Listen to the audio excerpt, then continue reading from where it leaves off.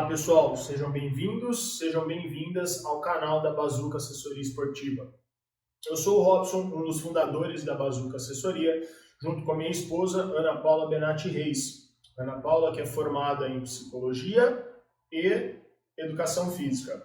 Eu tenho como formação Educação Física e fiz duas especializações, uma em grupos especiais e a outra em exercício e obesidade. E aí é que está o ponto interessante, o ponto-chave. Exercício e obesidade, porque desde a minha infância sempre estive um pouco acima do peso, controlando o peso, sempre briguei com a balança desde muito novinho. Mas também sempre pratiquei muito esporte, muita atividade física. Na escola onde eu estudava tinha bastante esporte, bastante atividades extras, né, curriculares, e eu comecei a praticar. Então, lá na escola eu fiz judô, fui para arremesso de peso, do arremesso de peso dancei jazz, galera, fiz jazz também, já dancei jazz, inclusive fui o gênio da lâmpada. Olha que engraçado, né? No final do ano, era uma apresentação sobre o Aladim, eu fui o gênio da lâmpada.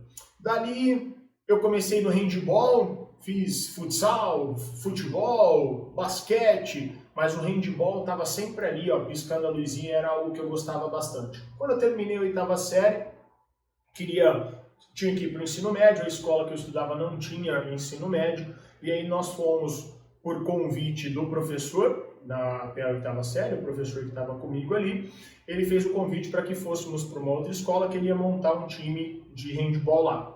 Me matriculei na escola, na época não tinha condições de pagar uma escola muito cara, mas nessa escola minha mãe tinha condições de arcar ali com os estudos.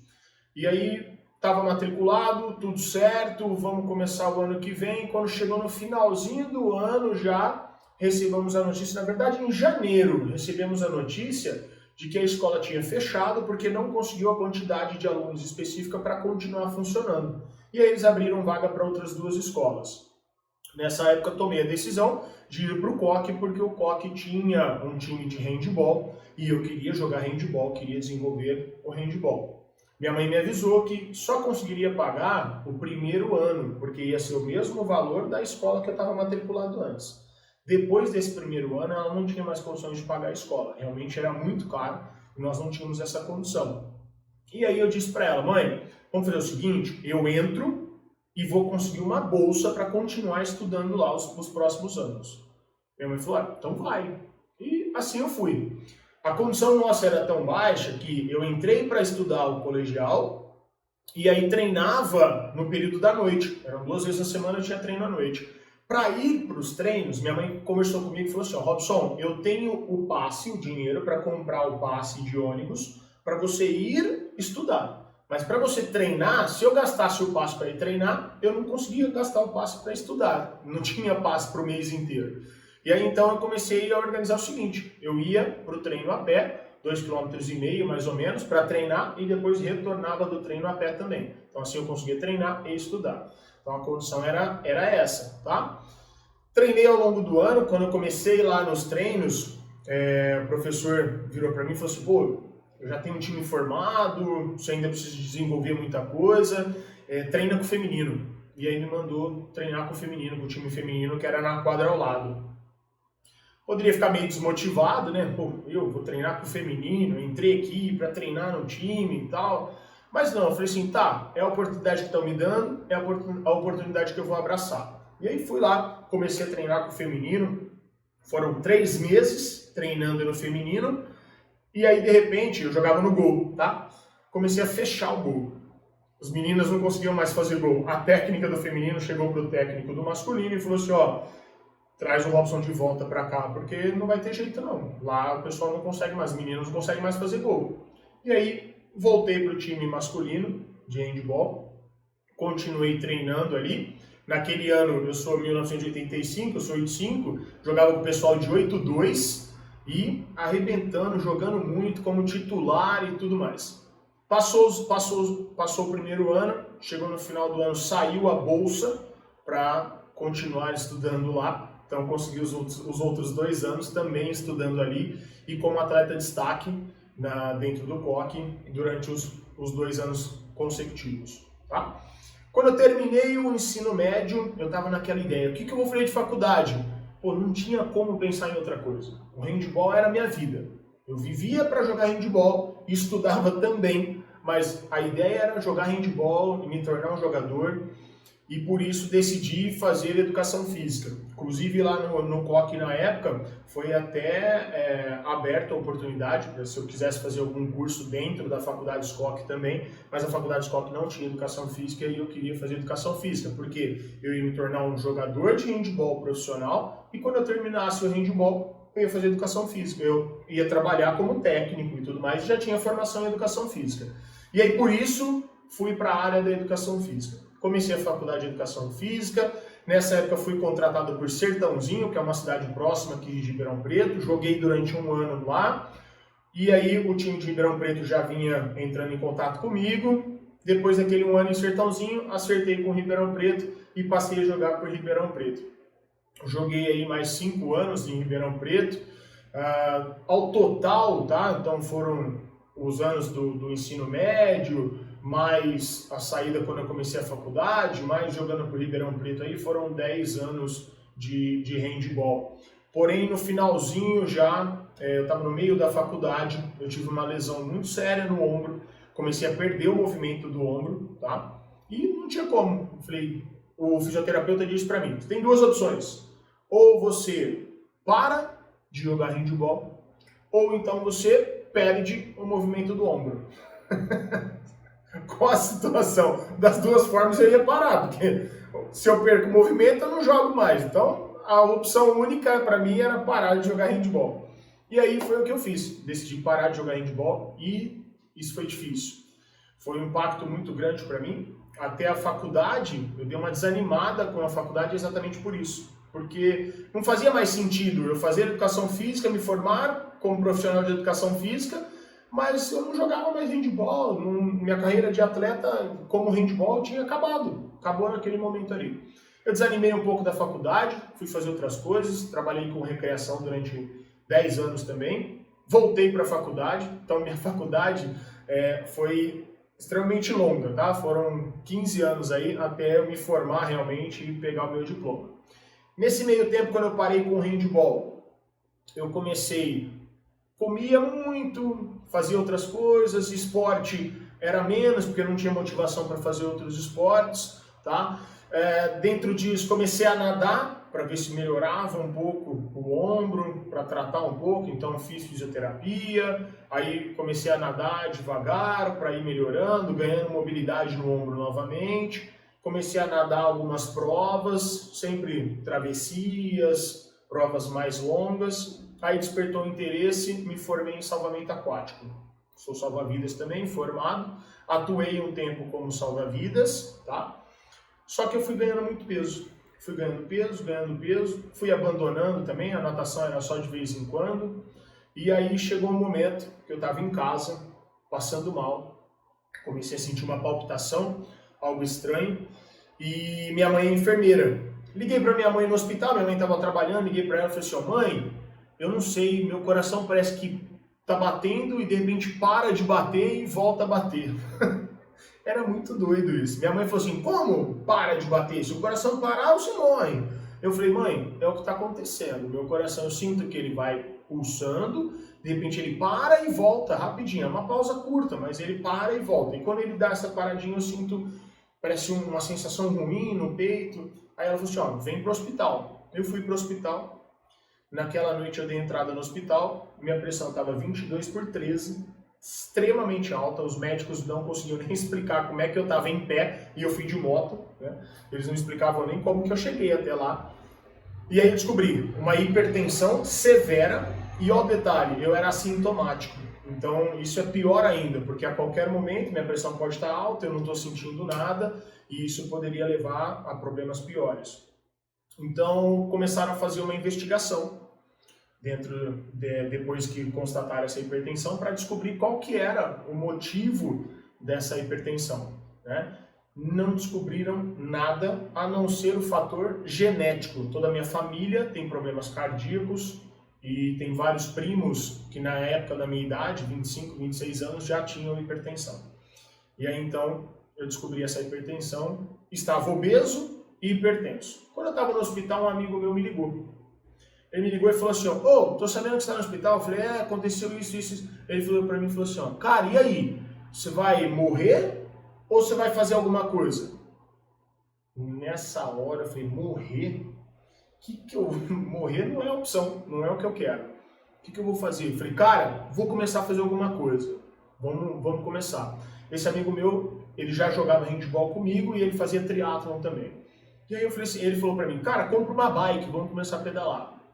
Eu comprei uma bicicleta, comecei a pedalar, saí do hospital com uma outra ideia de vida. Eu falei, vou mudar tudo isso aqui. E não aceitava, porque eu sentei um dia com a minha mãe em casa e nós dividimos o remédio. Minha mãe também é hipertensa, minha mãe pegou um comprimido para ela, um comprimido para mim. Eu falei, cara, não é essa a situação para minha vida. Tomando medicamento, dividindo o remédio com a minha mãe, olha a diferença de idade em mim, da minha mãe, eu já estou aqui fazendo isso. Eu falei, não, eu preciso mudar. E aí comecei, na época, acabei buscando um nutrólogo mesmo. Comecei com uma dieta, comecei a pedalar e em 45 dias eu já tinha perdido 15 quilos. Ali olhei e falei, é isso aqui, é isso que eu vou fazer. Continuei no pedalando, voltei a nadar, aí já mais com uma forma de treinamento, realmente. E aí em 2012 comecei a correr, algumas corridas curtas, porque ainda estava muito pesado, porém fui encaixando as 3 modalidades de forma separada na época, sem compromisso nenhum, até que surgiu uma oportunidade de fazer uma prova numa academia aqui, que era um triatlon indoor. Eu falei, pô, nadar na piscina eu nado. Pedalar, era para pedalar na bike ergométrica. Eu falei, pedalar, já pedalo na rua, já estou fazendo 80, já rodo 100 km na rua. Pô, vou fazer essa prova. E correr? Correr eu não estava correndo ainda 5 km, mas eu falei, pô, vamos lá. Vou fazer, corro, caminho, mas o interessante é terminar essa prova aí. Quero ver como é fazer um triatlon. E aí me inscrevi para essa prova, fui com esse amigo meu, fizemos a prova. Esperei o resultado sair, no outro dia liguei na academia, porque na hora não saiu. Claro, não fiquei entre os 3 primeiros, mas liguei, falei, pô, e aí, qual foi o resultado? E aí eu recebi a notícia. Eu tinha sido o último. Fui o último, o pior tempo, teoricamente. Mas o pior tempo lá na prova. Mas para mim tinha sido o melhor tempo, tinha sido a melhor posição. Por quê? Descobri que era aquilo que eu queria fazer. Eu já não tinha mais interesse no handball, o handball tinha ficado para trás, eu já não tinha interesse mais em um esporte, mas tinha descoberto um outro esporte, que era o triatlon. Dali para frente eu comecei a treinar, ainda em 2012, coloquei os treinos de corrida, encaixando o melhor treino de corrida e tudo mais, e aí decidi fazer uma maratona. Falei, pô, vou para uma maratona, quero correr uma maratona, quero saber como é isso. E coloquei como meta, eu falei, qual que é o ápice do triatlon? É um Ironman? Eu quero fazer um Ironman também. Quando chegou 2013, eu tinha que fazer a inscrição em 2013, e a inscrição do Ironman na época, o Ironman Florianópolis, a inscrição era assim, abria e durava em torno de 5, 6 minutos no máximo para 2.200 vagas. Eu sentei no computador, pedi autorização no serviço para naquele dia, no horário que iria abrir as vagas, sentar e fazer minha inscrição. Sentei e consegui fazer. Eu fui pro banco pagar a inscrição, o cara mais feliz do mundo em pagar um boleto. Nunca fiquei tão feliz em pagar um boleto, que era a inscrição da minha prova, era a inscrição do Ironman. Fiz a inscrição pro Iron, estava tudo pago. Fiz a inscrição para a Maratona do Rio de Janeiro. A maratona era em julho, o Ironman seria em maio de 2014, nós estávamos em 2013. Fui para a maratona em julho. Gente, comecei a correr a maratona super tranquilo, tem até uma historinha legal que eu vou contar para vocês aí, tá? No quilômetro 10, eu encontrei Drauzio Varela, Dr. Drauzio Varela. Passei pelo Drauzio correndo, cumprimentei, ô Drauzio, tudo bem, cara, como é que você tá? Ô, legal, seu livro e tudo, e passei por ele. Cheguei em casa depois da maratona, tá? Aí tô olhando as fotos da prova, comecei a olhar as fotos no site e tudo, e aí vi uma foto do Drauzio do meu lado direito. Mas eu lembrava que na prova, quando eu passei pelo lado direito e ele estava do lado esquerdo. Eu até tentei entender, falei, acho que é o jeito que o fotógrafo bateu, não sei, tentei procurar alguma coisa, né? Aí eu fui olhar o tempo do Drauzio e eu vi que ele chegou bem antes de mim, cruzou a linha de chegada. Ou seja, aquela foto que eu vi dele, ele estava me ultrapassando novamente. Então eu passei ele no quilômetro 10, ele lá pro quilômetro 30 me passou e foi embora. Era a minha primeira maratona, eu não estava lá para chegar em primeiro lugar, é claro, só que no quilômetro 30 eu parei um momento e falei assim, cara, o que eu estou fazendo aqui? Por que eu fui fazer inscrição para o Ironman? Eu estava correndo no quilômetro 30, as pernas estavam detonadas, ainda faltavam 12 km para chegar lá, e eu falava assim, no Ironman isso aqui é o final de prova, se eu não estou conseguindo fazer nem o final, como é que eu vou fazer o restante? Eu falei, mas vamos seguir em frente, vamos aqui correndo e tudo mais. Teve até um negócio aí, um momento que eu vou contar para vocês, mais uma história interessante aí. A maratona, a história da maratona, né, quando foi para as Olimpíadas, a maratona tinha 42 quilômetros, tá? E aí chegou nas Olimpíadas, a rainha pediu que a prova terminasse na frente do castelo dela. E aí aumentou 195 metros. Nessa hora da prova, eu queria até ir atrás dessa rainha para falar, pra que mais 195 metros? Eu já tenho que correr 42 e ainda vou ter que mais 195 metros, só para dificultar ainda mais, de tão cansado que eu estava na prova. Mas completei a prova, e nesse momento vem um dos auges dessa história toda, que foi entrar numa perna da minha bermuda, na frente do pórtico de chegada, e segurando assim, ó, a bermuda com a outra perna totalmente livre. Eu emagreci 42 quilos e corri 42 quilômetros para comemorar essa vitória que eu tinha tido. E ali nasce uma outra vida, uma outra história de vida, um outro momento meu, uma nova motivação para voltar para a educação física e continuar naquilo ali. E aí então, 2014, veio um Ironman. Fui para o Iron, fiz o Ironman, terminei a prova em 12 horas e 42 minutos. Foi assim maravilhoso. A sensação e o prazer de terminar uma prova daquela, eu me tornei um Ironman. Quando você cruza a linha de chegada, o locutor olhar para mim e falar que eu sou um Ironman, nossa, aquilo para mim foi sensacional. Foi um dos melhores momentos, tá?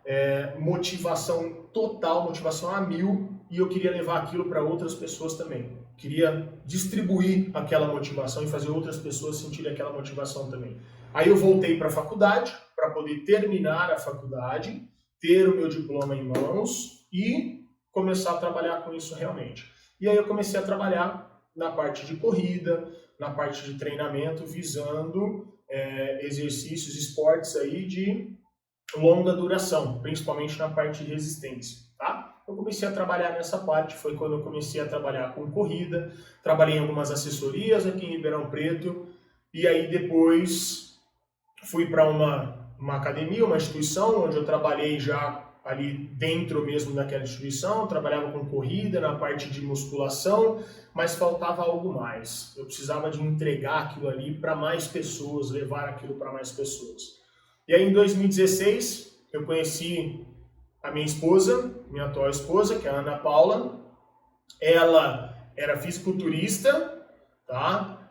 Vice-campeã sul-americana, totalmente diferente do esporte que eu praticava. Ela era ali dentro da musculação, pegando pesado o tempo todo, levantando aquele monte de peso. Enquanto ela pegava aquele monte de peso, eu corria na esteira. Fazia uma corridinha na esteira, dava uma pedalada na bike. Vai aí, amor, vai aí, levanta esse peso aí que eu tô aqui. E a gente começou a treinar junto e tudo, e aí veio a ideia de montar a Bazooka Assessoria Esportiva. Quando foi em 2017, nosso filho nasceu. Nós estávamos numa situação de transição, né, dentro da profissão. Ela parou com o fisiculturismo, eu tinha parado com o triatlon já. Por quê? O que aconteceu, pessoal? Em 2000 e... Aí que tá. Vamos lá. Vamos voltar no foco aqui, é porque eu pulei uma parte, mas eu vou continuar falando aqui. Vamos lá. Depois o chefe aqui faz a montagem total. Vamos lá. Em 2014, quando eu terminei o Ironman, e aí fiz uma pausa, que era um momento de descanso realmente para o corpo. Eu comecei a sentir uma dor muito forte na coluna, saí para fazer alguns treinos de pedal, de bike, senti a perna formigando e tudo mais, e descobri uma lesão gigantesca na lombar, tá? Essa lesão veio em decorrência do excesso de treino, porque eu sempre treinei, isso é importante, hein, pessoal? Eu sempre treinei visando o alto rendimento. Então, quando eu visava o alto rendimento, eu levava o meu corpo ao estresse muito grande, a uma fadiga muito grande, e isso trouxe uma lesão na minha coluna, tá? Então, no final de 2014, eu descobri essa lesão, e dali para frente eu vim tentando resolver o problema dessa lesão com um fisioterapeuta, tratando com ortopedista, mas isso veio ao longo do tempo dificultando cada vez mais. Em 2015 eu cheguei a fazer uma meia maratona ainda, tá? E aí em 2016 estava se sentindo melhor, voltei a treinar, aí eu e minha esposa treinávamos junto, que eu já tinha conhecido a Ana Paula, a gente estava treinando junto já, e aí veio novamente uma dor muito forte na lombar, que me tirou dos treinos totalmente. Então em 2016, final de 2016, eu comecei a perder o movimento da perna esquerda. O médico disse para mim, para tudo o que você está fazendo. E aí vem esse momento. Eu e minha esposa, nasceu nosso filho, eu estava com uma lesão e não podia mais treinar, o médico tinha pedido para parar todos os esportes. Minha esposa, como nasceu o filho, estava amamentando e tudo mais, também já não estava mais no fisiculturismo, treinando forte como ela treinava. E aí, por isso, nós decidimos, com a Bazooka Assessoria, olhamos para aquele cenário. Falei, poxa, se não for no esporte de alto rendimento, quanto que a gente pode contribuir para a evolução do ser humano dentro da atividade física, dentro do exercício físico, não sendo alto rendimento, mas sim para a qualidade de vida, para a saúde das pessoas. E aí vem a ideia de abrir a Bazooka Assessoria Esportiva. Abrimos a assessoria olhando principalmente para esse público. Eu trabalhando mais com a parte de corrida, mais com os exercícios aeróbios, a Ana Paula trabalhando mais com a musculação, com o funcional. E detalhe importante, como a Ana Paula é psicóloga, ela trouxe isso para dentro do esporte, para dentro do exercício, a psicologia para dentro do exercício. Então a gente consegue trabalhar numa parte mais integrada, é um trabalho mais integrado, tá? E aí a gente chama até de multidisciplinar, onde ela consegue trabalhar a parte da cabeça da pessoa, desenvolvimento mental, estratégias para a pessoa vir buscando o exercício novamente e trazer o exercício para a vida. Tá? Trabalhamos com vários grupos de emagrecimento, orientando esses grupos, melhorando a qualidade de vida de várias pessoas, viemos crescendo dentro disso. Eu com os meus alunos começaram a vir cada vez mais e buscando resultados. Tinham resultados de 5 km, de 10 km, mas queriam subir. E sabendo da minha experiência toda, já com provas de longa distância, começaram a buscar para 21 km, para 42 km, para maratona, e ali eu vim preparando esses alunos ao longo do tempo. Porém, eu estava sem treino, estava sem exercício, sem nada. E aquilo foi me incomodando. Meu filho foi crescendo, até que um dia, uma nova historinha aí para vocês. Gente, cheguei para buscar meu filho na casa da minha mãe. Meu filho chegou para mim e falou assim, ó, pai, que legal, fiquei aqui, eu me comportei, comi tudo. Aí eu falei, é mesmo, filho? Comeu tudo para ficar fortão? Aí ele apontou para mim e falou assim, ó, pai, para ficar grande igual você. Só que quando ele apontou para mim, meu filho tem 3 anos e meio. Ele apontou, o braço dele veio em direção à minha barriga, exatamente. E eu olhei e falei assim, ó, olha o tamanho da minha barriga e olha a referência que meu filho está tendo. Eu falei, meu filho não pode ter a referência da minha barriga. Né? Ele tem que pensar em altura, mas não assim, ó, na barriga, no gordo. Não é essa a ideia dele, né? Ele não pode pensar no excesso de gordura na barriga grande. Ele tem que pensar numa pessoa forte realmente. E ali foi o ponto para que eu pudesse começar novamente uma estratégia para exercício físico, para atividade física, uma nova motivação. Foi aí que entra em trabalho pensando como começar a correr, porque para mim é o que tem mais prazer, é a corrida, é o ciclismo, são esses esportes onde eu tenho mais prazer, onde eu me encontro realmente. Só que aí veio a pandemia. E a pandemia dificultou muita coisa também. Nós tivemos que reestruturar toda a nossa vida de novo, dentro de casa, minha esposa com home office em casa e tudo mais, eu dando algumas aulas online. Cadê o tempo para treinar de novo? Como que eu vou me motivar para fazer isso? Aí eu falei, cara, tem que ser agora, tem que ser nesse momento. Sedentário, extremamente acima do peso, com uma lesão muito grande na coluna, limitando vários movimentos, eu vou me reinventar novamente. E aí comecei a fazer alguns treinos, fui ajustando o treino dia após dia, fazendo aqui, fazendo ali, fazia um treino, sentia dor, opa, eu tenho que reduzir aqui, tenho que reduzir ali. Muito estudo, comecei a pesquisar muita coisa a respeito do treinamento, na parte de corrida, de estratégias para o iniciante, estratégias no obeso, fui buscando lá nas especializações que eu tinha feito, como que eu vou trabalhar com o obeso, como que eu vou trabalhar com o sedentário, e ali eu vim desenvolvendo aquilo, vim crescendo um projeto, crescendo um programa que em outubro eu consegui concluir. Eu comecei esse programa em julho, desenvolvendo ele, em outubro veio a conclusão.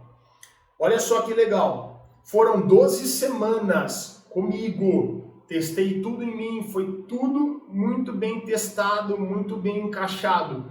Em 12 semanas eu tinha perdido 10 quilos, saí do zero e fui para os 5 quilômetros. Comecei a correr 5 km em 12 semanas exato.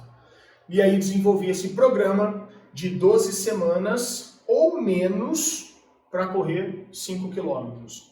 Garante o emagrecimento e os 5 quilômetros da corrida. Então, para quem? Para todas as pessoas, para o iniciante, aquele que, nossa, eu vejo meu amigo correndo, eu queria correr também, mas eu não consigo correr um quarteirão. Olha aí a oportunidade.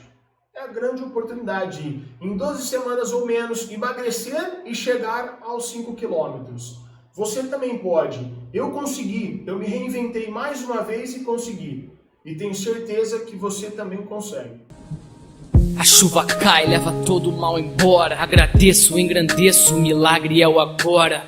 Levanta e vai, o que passou não volta mais. Sentir de menos é um mal que tu te faz. Sem dor é impossível ter a glória. O sofrimento é um mestre na trajetória. A tua coragem te mantém firme nesse mundão. Levanta e vai, é meu conselho de irmão. E eu vou cantar tudo aquilo que acredito, sentimento que ecoa para além do teu ouvido. Falo de espírito, meu canto é lírico. Sentir tua emoção, tocar teu perispírito. Falo de fé, pois sem ela nada seremos. Falo de amor, pois só assim me sinto pleno. Falo do bem, pois só assim apago o mal. Somos o sol e brilhamos no temporal. E nós caímos pra aprender como se anda. Nós desistimos pra aprender como se ama. Andamos na corda bamba, vivendo esse milagre, provando que em meio ao caos essa vida ainda vale. Então reage, vai pra cima e reage. E nunca é tarde, meu mano, muita coragem. Silêncio serve pra ouvir a tua alma sussurrar. E caso você cair, que seja só pra descansar dentro do ringue. É isso aí, galera. Contei pra vocês um pouquinho da minha história agora. Os momentos de superação, os momentos de mudar a chave, começar algo novo, tá? Com certeza todas as pessoas passam por momentos difíceis e que precisa se reinventar. E o importante é isso mesmo, tem que sempre se reinventar. Deixo aqui para vocês o meu muito obrigado pela atenção de vocês nesse momento. Se você gostou desse vídeo, se você se identificou e conhece pessoas que também se identificam com esse vídeo, com essas histórias, curta, compartilhe com outras pessoas também, acompanhe a gente nas nossas redes sociais, temos Instagram, Facebook, acompanhe a gente que vai ter sempre algo novo no nosso canal, sempre esse contato com vocês, tá? E deixe sua história aqui embaixo, deixe seu comentário, faça perguntas, estaremos sempre interagindo, ok? Muito obrigado a todos e até o próximo vídeo.